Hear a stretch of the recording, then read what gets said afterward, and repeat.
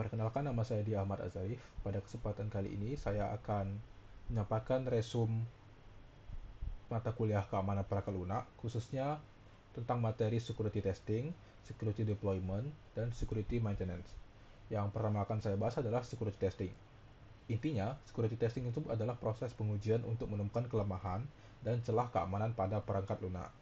Lalu, poin kedua yang saya akan bahas yaitu pengujian keamanan ini itu mencakup 4 area utama, yaitu ada dari keamanan jaringan, perangkat lunak dan sistem, keamanan sisi klien, dan keamanan sisi server.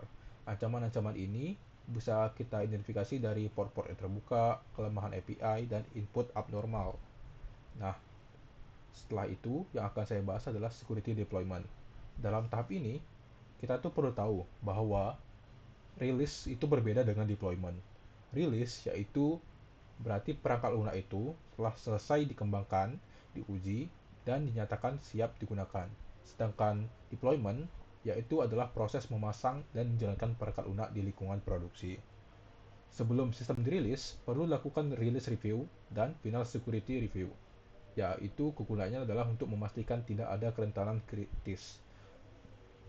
Masalah yang masih terbuka atau open issue juga harus dievaluasi. Kalau misalnya ada sebuah resiko keamanan tinggi, maka proses rilis sebaiknya ditunda dan harus diperbaiki. Konsep yang ketiga yaitu adalah security maintenance. Setelah perangkat lunak itu digunakan, ancaman itu akan selalu tetap ada, seperti munculnya malware, teknik serangan baru, atau kelemahan atau rentan terhadap library yang digunakan pada aplikasi ataupun sebuah sistem. Karena itu, maintenance dapat dilakukan dengan mengidentifikasi ancaman terbaru, dengan cara menentukan bagian sistem yang terdampak dan menerapkan mitigasi. Mitigasi yang dimaksud ini itu bisa berupa melakukan update patch software, update library, melakukan perubahan konfigurasi, penambahan autentikasi, logging, dan pembatasan akses. Sistem juga perlu dipantau secara berkelanjutan untuk mendeteksi aktivitas mencurigakan, seperti login gagal, berulang, akses tanpa izin, atau permintaan koneksi yang tidak normal. Jadi, kita dapat simpulkan bahwa security testing itu bertujuan untuk menemukan kelemahan, sedangkan security deployment itu memastikan sistem dapat diterapkan secara aman. Dan yang terakhir, security maintenance itu kegunaannya adalah menjaga keamanan sistem setelah digunakan. Ketiga tahapan ini itu merupakan sebuah aspek yang penting agar perangkat lunak tidak hanya berfungsi dengan baik, tetapi juga dapat mampu menghadapi ancaman yang terus berkembang. Sekian dari resume mengenai security testing, security maintenance, dan security deployment. Sekarang kita lanjut ke luaran 4, 5, dan 6. Baik, sekarang yaitu adalah untuk luaran yang keempat. Nah, untuk luaran keempat, fokus kita ada di pengujian keamanan atau security testing. Pada poin apakah sudah dilakukan dynamic code analysis, yaitu pemeriksaan kode saat program dijalankan. Nah, pada sisi IoT, kita lakukan pengujian akan dilakukan dengan memantau pembacaan sensor gestur secara real time. Sedangkan sesi mobile, dynamic analysis dilakukan menjalankan aplikasi secara langsung di environment testing untuk memeriksa performa fitur, validasi input, aplikasi atau halaman, integrasi dengan perangkat IoT. Ini contoh-contoh yang telah kita terapin. Ini menggunakan Flutter DevTools, sedangkan ini menggunakan Chrome Web DevTools. Di sini kita menguji dari segi front end, lalu dari segi back end, dan apa saja yang ada di network, dan kita coba uji apakah aplikasi ini memiliki latensi yang sangat tinggi. Sekian untuk luaran keempat. Lalu kita ada di luaran yang kelima. Pada poin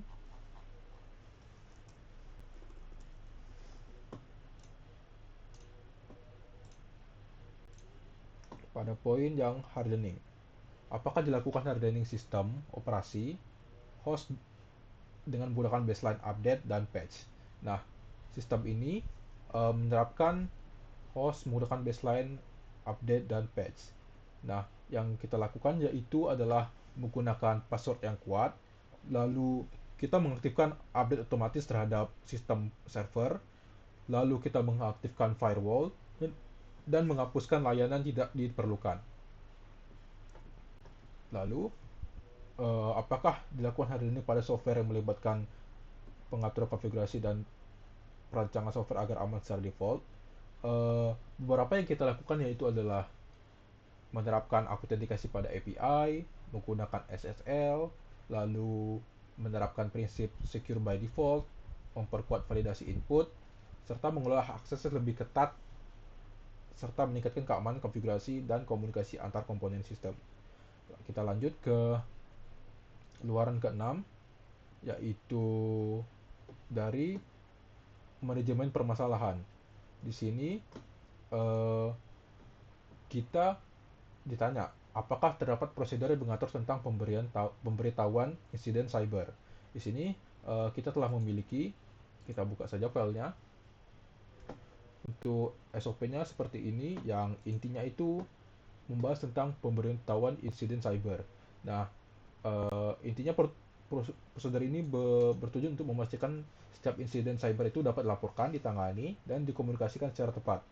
Ruang lingkupnya ini bisa dibaca sendiri untuk siapa aja yang terlibat pada SOP-SOP ini. Lalu, yang terpenting itu apa saja insiden cyber yang bisa dilaporkan. Beberapa itu yang umum-umum lah, seperti akses tidak sah, ada malware, kebocoran atau kehilangan data, serangan DDoS, dan yang lain-lain.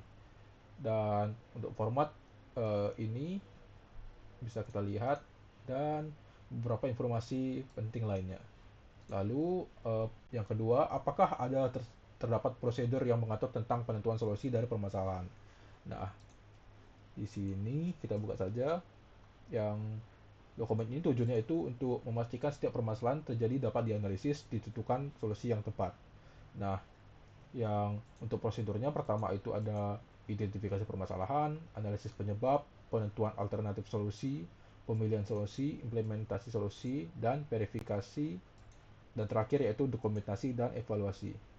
Nah, ini merupakan step-step untuk menentukan solusi dari permasalahan yang telah ditemukan. Lalu apakah ada SOP untuk permintaan perubahan atau yang kita sering sebut adalah change request? Nah, untuk SOP-nya sendiri bertujuan untuk memastikan setiap permintaan perubahan terhadap sistem, aplikasi, infrastruktur, atau proses bisnis itu ditindaklanjutin atas suatu permasalahan yang diajukan, dievaluasi, disetujui, diimplementasikan, dan dikomunikasikan secara terkendali.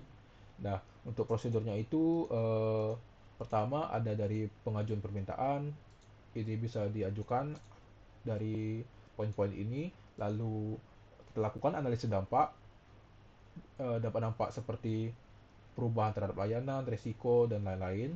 Lalu ada tahap persetujuan, setelah itu pelaksanaan perubahan, pengujian, dokumentasi, dan penutupan. Nah, lalu kita ke poin SOP penerapan solusi. Nah, di SOP ini yang tujuannya itu adalah untuk memastikan setiap solusi yang telah ditetapkan atau suatu permasalahan diterapkan secara terencana, terkendali, dan terdokumentasi.